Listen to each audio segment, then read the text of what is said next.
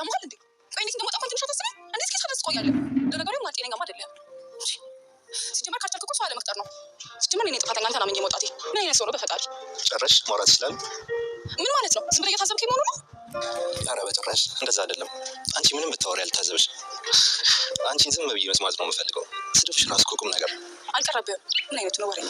ሲያስጠላው። ዛሬም ስድቡ አይቀርልኝም ማለት ነው። በፈለግኩት ሁሉ ደስ ይለኛል። እሺ እሱ ይሻለኝ ነበር። ቆይ ግን ምን አይነት ድፍረት ቢኖር ነው እኔ እንደዚህ የምታናግረኝ? ሲጀመር እንዴት ደፍረህ ነው ከኔ ጋር መደዋወል የጀመርከው?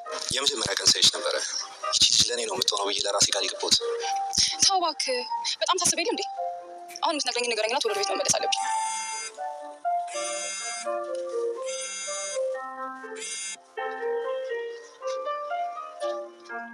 ፈጣሪ ያውጣኝ። ደግሞ አሁን ምን ለማድረግ እያሰቡ ይሆን?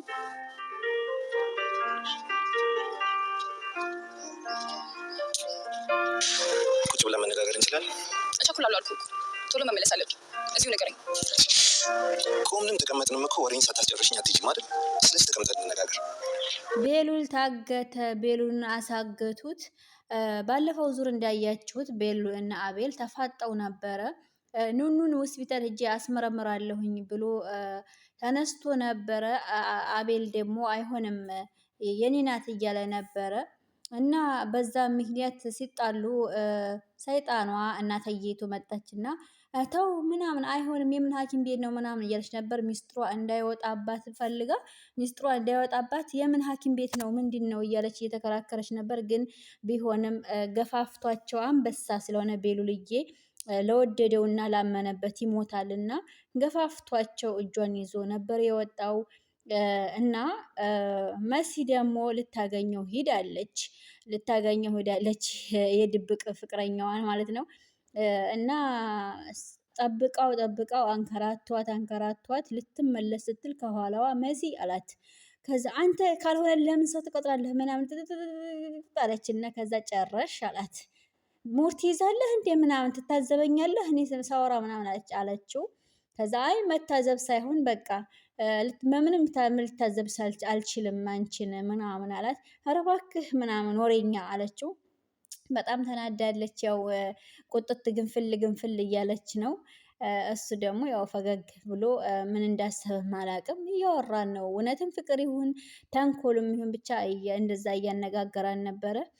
ቁጭ በይና እናውራ ከተገናኘን ሲላን ነበር። እሷ ደግሞ አይ ንገረኝና እሄዳለሁ እያለችው ነበር።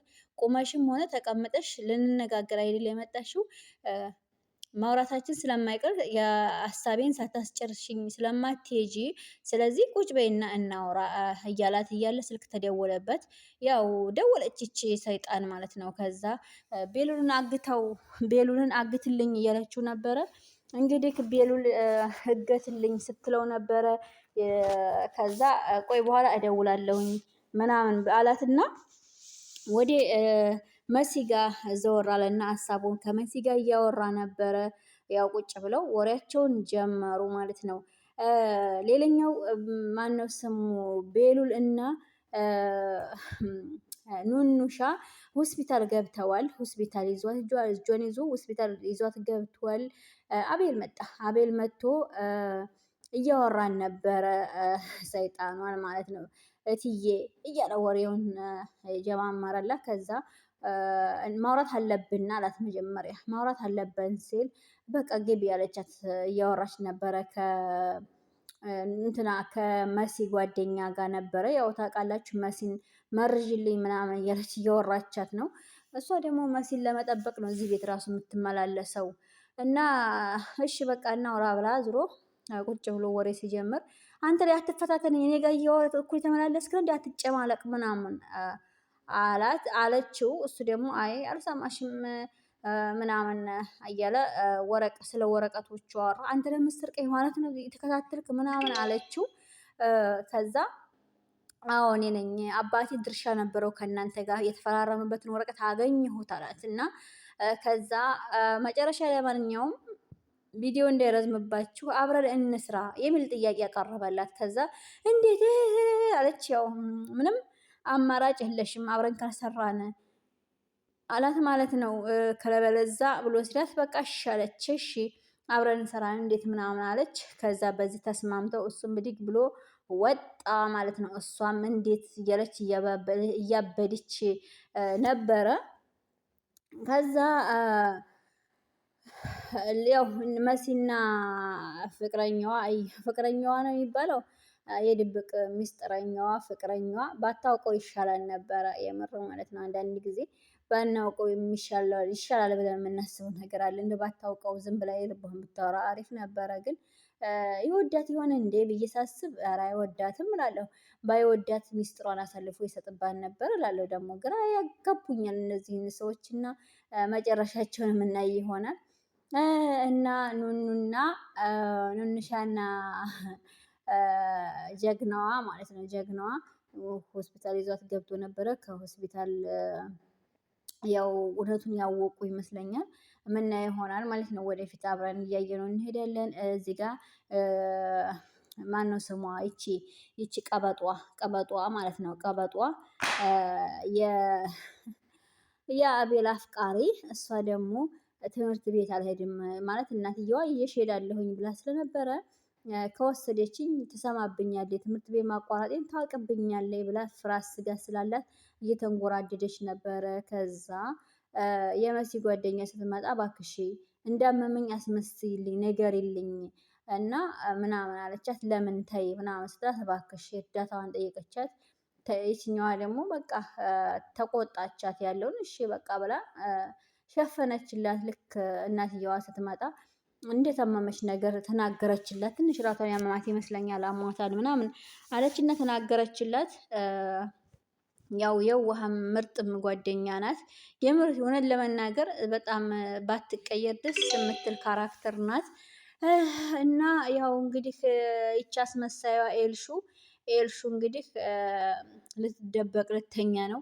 ያው እንዳመማት ልታስመስል ነው ማለት ነው። ትምህርት ቤት ማቋረጧን ግን አልተናገረችም። ያው ደብቀዋለች ማለት ነው።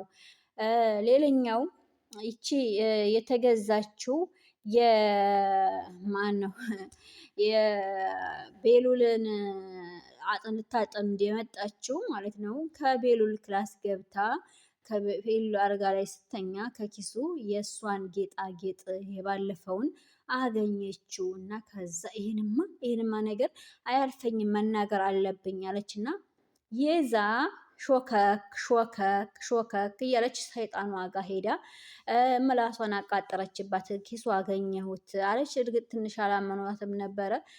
እህትየዋም እንዴት ወንድሜ እንደዚህ ታደርጊያለሽ ምናምን እያለቻት ነበረ።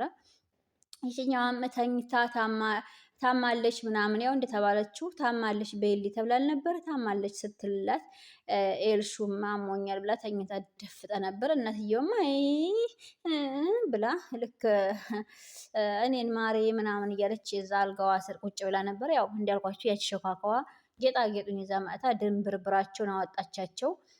አይነካም እያሉ ነበረ። እንዴት ወንድሜን እንደዚህ ታያለሽ እያለች ነበር እሷም።